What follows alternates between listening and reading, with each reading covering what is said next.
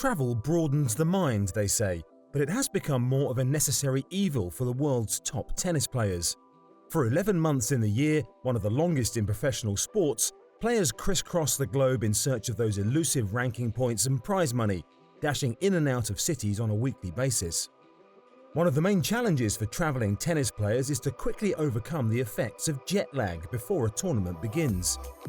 The American Academy of Sleep Medicine defines jet lag as a syndrome of insomnia or excessive sleepiness following travel across at least 2 time zones. Jet lag can result in impaired performance, fatigue, and intestinal symptoms lasting up to several days following travel.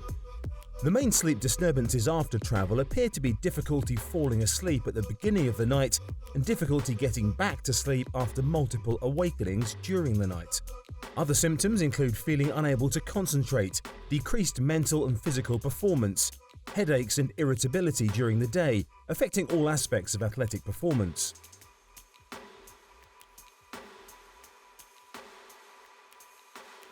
Jet lag occurs because crossing multiple time zones puts your internal clock, circadian rhythms, which regulate your sleep-wake cycle, out of sync with the time in your new locale.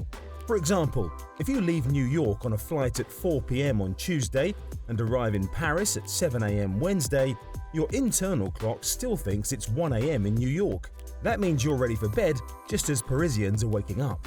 And because it takes a few days for your body to adjust, approximately 1 day for each time zone crossed, your sleep-wake cycle, along with most other body functions, such as hunger and bowel habits, remains out of step with the rest of Paris. Symptoms of jet lag tend to be episodic, and many factors influence its severity.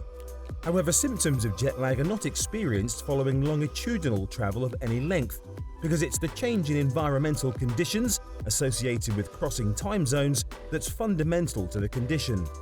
Incorporating a management plan before, during, and after the flight will help tennis players and their entourage tackle the problem of jet lag, reduce symptoms, and ultimately enhance performance. Pre-travel strategies to mitigate jet lag can be complicated due to tennis players' constrained schedules and limited options of flight selections. Choice of flight times and the period of layover when traveling will assist with effective adaptation. In the 7 days prior to travel, modified training routines with reduced training volume and intensity should be adopted, and the adjustment of training times to the destination time zone should be considered. Adequate sleep, typically 6 to 8 hours per night, is important, reducing sleep debt to a minimum. Evidence also exists that shifting the sleep schedule and meal times at 1 to 2 hours per day towards the destination time zone effectively assists with phase advance or delay, depending on whether travel is east or west. In-flight strategies can be generalized for all flights regardless of whether the destination is east or westwards. The first step is to ask team members to set their watches to destination time as soon as they board the plane, as this helps to prepare mentally for the journey. The advice is to eat, sleep, and stay awake on the aircraft according to local destination time.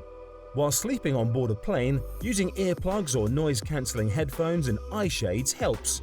If unable to sleep, the athlete should practice mind-body rest, lying in the seat with closed eyes and focusing on breathing. During this time, electronics should be avoided. In addition, hydration is critical, as is avoiding alcohol.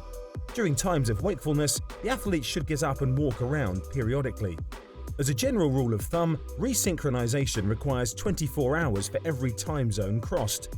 Therefore, it's important to continue following a well-structured daily routine to rapidly adapt to the new time zone post-flight, i.e. timing of light exposure and avoidance, meals, training and match play, socializing, recovery, and sleep. Sensible use of caffeine and naps between 20 to 30 minutes may also enhance alertness and reduce symptoms of fatigue. Training volume, intensity, and frequency should be reduced initially and not undertaken between 2 and 4 a.m. and 2 and 4 p.m. of the departure time zone until complete adaptation occurs. On the other hand, strength training does not exacerbate symptoms of fatigue, although high volumes and intensities increase the risk of injury.